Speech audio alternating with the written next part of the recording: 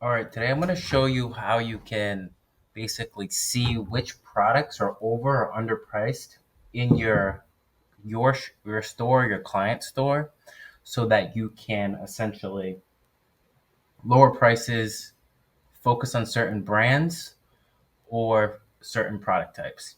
So in order to see your product price competitiveness, you want to go to the growth tab and you'll see a tab called price competitiveness if you're eligible for it. And kind of looking at these tabs, you'll see there's an above benchmark price, which means your products are priced too high compared to the competitors. There's at benchmark price, which means you're basically priced the same as everybody else when they show up in the feed. And then we have the green here. So this is below benchmark price, and this shows an opportunity of you being able to show your ads and get more clicks and a better quality score because you have a lower price typically. Or it could be an opportunity for you to raise your prices to at benchmark price if you want to do that. And then finally, we have no benchmark price. That means there's not enough clicks and data to calculate that. All right, so now you'll see you can group your products by different aspects here. For this particular client, they sell vitamins and supplements. So you can see a product type could be vitamins and supplements or personal beauty care, grocery, sports nutrition, and whatnot. So essentially, you can see here probably the biggest opportunity or one of the bigger opportunities could be personal and beauty care. You can even click in here to kind of dive a little deeper and just see the sub product type of beauty care. You can see that facial clay and powders happens to be the best opportunity in this country for this item.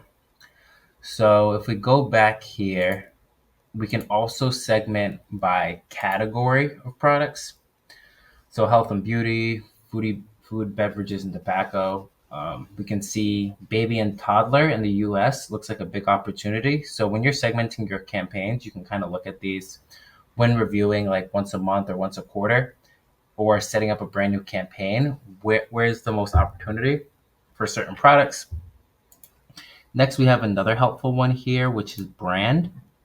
So I think this can be really good, kind of like how I mentioned in my query sculpting video where you target specific brands.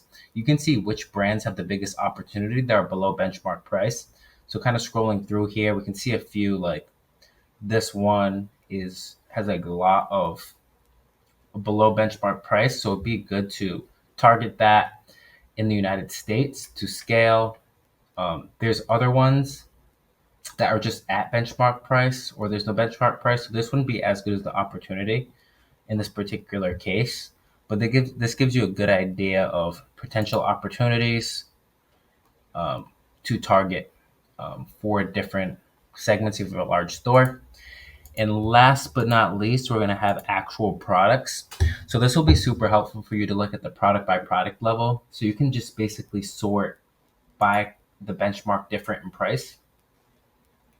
So if something's super high with like 185%, you can see that it's way above a benchmark price or just super highly priced. But you can also sort by if it's extremely underpriced, which would be a good opportunity. So it's like only $9 when everyone else is selling it for 45.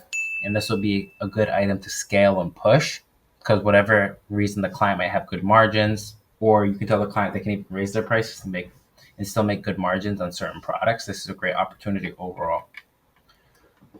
All right.